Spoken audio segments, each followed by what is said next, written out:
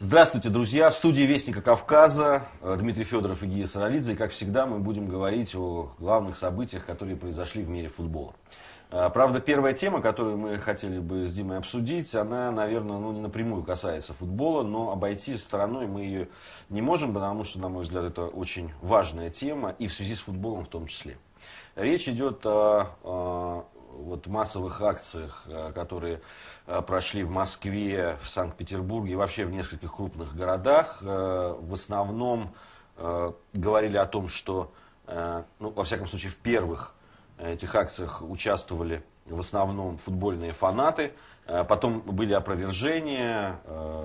Речь идет о Манежной площади, о перекрытии Ленинградки и так далее. Да, всем известные события. Русские вперед! Русские вперед! Русские вперед! Русские вперед! Дим, вот на твой взгляд все-таки, с одной стороны, слышится мнение, что движущей силой, особенно первых, самых серьезных выступлений, были фанаты футбольные. Потом пошли опровержения, что на самом деле просто эту волну недовольства, да, убийством одного из лидеров фанатского движения «Спартака» подхватили националистические разные объединения и так далее, и уже они провоцировали такие серьезные беспорядки. Об этом говорили футбольные функционеры, об этом говорили и журналисты, об этом говорили по телевидению и так далее. Вот твое мнение, все-таки это бунт футбольных фанатов или нет? Мне кажется, что футбольных болельщиков там было много. Я изучил огромное количество фотографий, видеороликов, прочитал неимоверное количество статей. И вот какой эпизод я бы хотел отметить. Когда избили кавказца в метро, немедленно стали скандировать те, кто избивал, те, кто находился рядом: «Уноси». Это типичная кричалка болельщиков, когда кто-то из игроков соперничающей команды получает травму. Я не думаю, что националисты мгновенно, вот буквально за пару секунд сориентировались и придумали бы эту кричалку. Так что, наверное, большинство присутствующих это были действительно футбольные болельщики. Вопрос, кто являлся организатором. Сейчас в интернете очень много появилось заметок о том, что там были провокаторы и на Манежке, и тем более у Киевской, в частности, там был парень из движения «Наш», Леон Арзуманян, да, Лев Арзуманян, так его зовут. Самое занятное, что изображал русского фашиста армянин. Это комично, необычайно. Лидеров фанатских группировок, как я понял, на Манежной площади не было. То есть это были фанаты, достаточно агрессивные и радикальные, но в то же время нельзя говорить о том, что фанатское движение полностью разделило формы протеста, которые были продемонстрированы на Манежной площади. В то же время, задаваясь вопросом, имеет ли происшедшее отношение непосредственно к футболу или не имеет, я говорю, что, конечно, имеет. Почему? Потому что в следующем сезоне я не представляю себе, какой антураж будет у матчей московских команд и «Зенита» против южных команд. Это получается, Москва и Санкт-Петербург вне этих игр будут на военном положении, очевидно. Ну и, соответственно, те города, куда они будут приезжать, Нальчик, Грозный. Да, в последний бой будут бросаться десанты, на автобусах, может быть, еще каким-то способом будут добираться. Но факт в том, что эту проблему предстоит решать. Если последить о том, как действует милиция в Москве, после Манежной площади, то я думаю, что вряд ли кто-то доберется куда-то. Просто их будут где-то останавливать, и, может быть, это правильно, если честно. Я не очень понимаю, как будут проводить эти матчи. Существует мнение, и сейчас оно в блогах является торжествующим, что у Киевской фактически была показуха. То есть милиции нужно было продемонстрировать, что она бдит, что она держит все под контролем. Потому что, понятное дело, у вокзала приезжих и кавказцев в принципе много. То есть увидел человека с неславянской внешностью, остановил, наверняка найдешь какие-то проблемы в документах. А то, что любой кавказец, который приехал в Россию, может с собой привезти нож, причем не обязательно для того, чтобы кого-то резать, а просто потому, что нож часто присутствует в арсенале любого мужчины. Обычный перочинный ножик. И его можно арестовать. Там были провокаторы, которые изображали фашистов.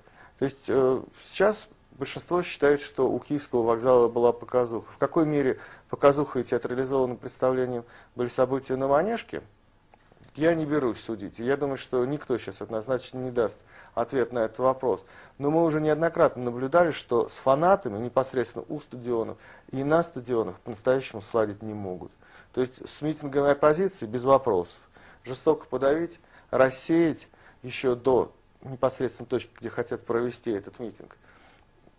Милиция с удовольствием это делает. А вот с футбольными фанатами как-то тяжело. Дим, на самом деле, мы с тобой уже говорили о том, что фанатская среда, хотят это руководители российского футбола или не хотят, но она сильно заражена национализмом, даже, я бы сказал, фашизмом в какой-то Это во всех странах. Да, это действительно присутствует. Может быть, сейчас просто на этом обострении это так ярко проявилось, но это всегда было. Это пытались не замечать, когда об этом писали, допустим, зарубежные какие-то корреспонденты, журналисты, об этом говорили, что это поклеп, это вот желание там выбить нас из гонки за чемпионат мира 2018 и так далее. Но мне кажется, если на самом высоком уровне сейчас футбольные чиновники, да и не только футбольные чиновники, но и сами болельщики, которые руководители больших объединений болельщиков, если они поймут, что это путь, который может привести к очень большой крови, к большим проблемам, в том числе и для самих футбольных фанатов, и для их клубов, за которые они болеют, мне кажется, с этим не справиться. То есть, если не признать, что болезнь есть, ничего не получится. Мы действительно, пока еще никто, вот может быть мы вот в нашей программе сегодня в первый раз задали вопрос, который, по-моему, еще нигде не звучал по поводу того, как будут проводиться матчи чемпионата России в следующем сезоне. Да, между южными командами и российскими. Я не представляю себе, честно скажу. Я честно говорю. Я честно скажу, что я постараюсь всячески избежать походов на стадион вне этих матчей. Не просто потому, что я боюсь, что кто-то меня ударит по голове, травмирует. Я боюсь другого. Я боюсь навсегда потерять любовь к походу на футбол. Потому что в атмосфере ненависти находиться на протяжении более чем 2 часов невозможно. Ну, вот мне хотелось бы, чтобы руководители российского футбола задумались, вот сейчас задумались о том, что будет в следующем сезоне. И как будут проходить эти матчи. Ну, нужно что-то делать уже сейчас. Перед матчем за неделю там, и так далее, за 3 дня будет поздно уже этим заниматься. Дело в том, что и фанатское движение расколото. В этом году масса компромата было вылито на руководителей в оба. Я слышал, что Катанаев даже на Бали уехал в результате из России. То есть сейчас нет авторитетов в фанатской среде, поэтому могут появляться провокаторы, поэтому могут появляться люди, которые просто за деньги организуют акции, в том числе и провокационного характера. И сейчас руководители Российской футбольной премьер-лиги, РФС, жалуются на то, что нет законодательной базы. Проблема еще и в том, что сильные мира всего поддерживают отдельные группировки. Они очень удобны для того, чтобы создать ощущение массовости во время каких-то митингов, акций, или наоборот, сладить с оппонентами политическими. То есть аффилированность фанатских структурам из власти уже становится очевидной, уже просачивается информация в интернет, идет война компроматов. А к чему это все приводит? Это приводит к недоверию, к озлоблению. И в конце концов это приводит к тому, что ситуация на трибунах действительно неконтролируемая. И причем в том числе и руководителями фанатских группировок. Дмитрий Федоров и Гия Саралидзе в студии Вестника Кавказа. Мы говорили о фанатских бунтах и о том, что приводит к этому и что с этим делать. В общем, рецептов готовых у нас, конечно, нет, но мы, надеюсь, продолжим говорить об этом. И, может быть, в какой-то мере ситуация начнет выправляться, хотя пока не совсем понятно, как. Мы продолжим говорить о футболе, уже непосредственно о футболе, в следующей части нашей программы.